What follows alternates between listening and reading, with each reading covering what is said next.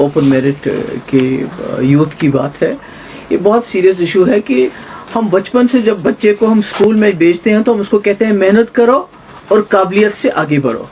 तो आज ऐसा हो गया है कि जो मेहनत और काबिलियत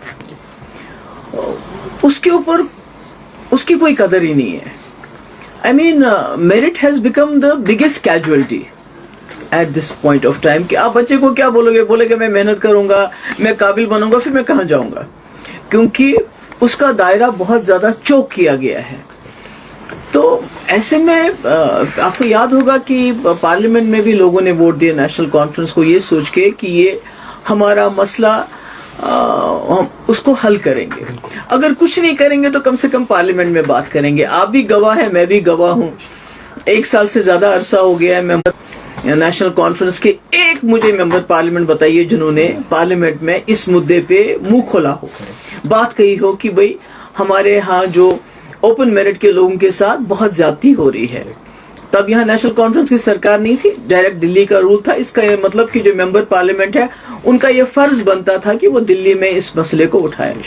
उसके बाद दोबारा असेंबली में लोगों ने बहुत बड़ी तादाद में नेशनल कॉन्फ्रेंस को फिर इस मुद्दे पे वोट दिए, खासकर जवान इसमें बहुत शामिल थे, कि ये हमारी ये जो रिजर्वेशन है इसके रैशनलाइजेशन करेंगे ताकि किसी का हक भी ना मारा जाए, पर not at the cost of open merit कि उनको इतना you are pushing them to the wall.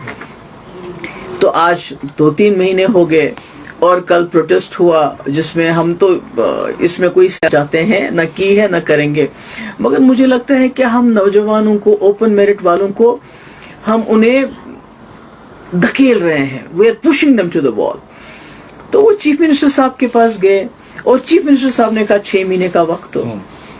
अगर आपके पास 3 मेंबर पार्लियामेंट है लद्दाख को लेके, आपके पास 50 MLA हैं सब मिलजुल के, तो आप कहते हैं 6 महीने रुको। क्यों? ये सोचते हैं 6 महीने में कोर्ट का डिसीजन आ जाएगा, फिर मुझे कुछ करना ही नहीं है। तो अगर आपको कुछ भी नहीं करना है, अगर ये मामला कोर्ट नहीं निपटाना, तो फिर आप किस चीज की दवा हो? एग्जैक्टली।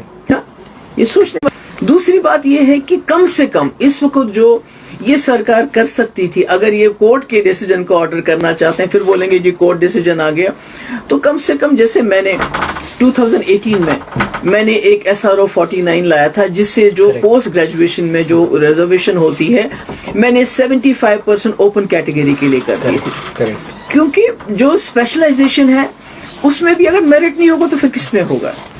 दूसरी बात, ये जो रिक्रूटमेंट कह रहे हैं 6 महीने जब तक कोर्ट का डिसीजन आ जाएगा, तो 6 महीने तक मुझे बताइए जो भर्तियां होंगी लेक्चरर्स की, पुलिस में, दूसरे डिपार्टमेंट्स में, वो तो सारी पोस्टें खत्म हो जाएगी, तो फिर इन बेचारों के पास क्या बचेगा।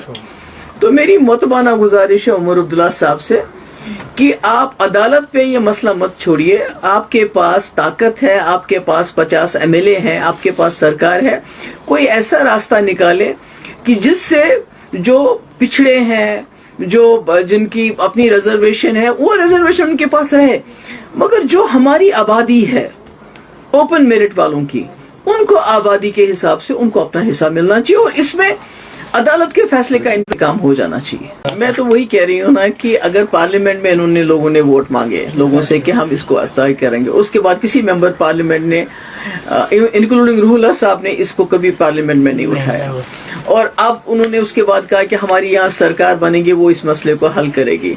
तो आज इस मसले को हल करने के बजाय देखिए, प्रोटेस्ट करने को तो कर सकते हैं, उसके लिए आपको मेंबर पार्लियामेंट बनना जरूरी नहीं है, उसके लिए आपको पहले सरकार में आना जरूरी नहीं, वो तो कोई भी कर सकता है।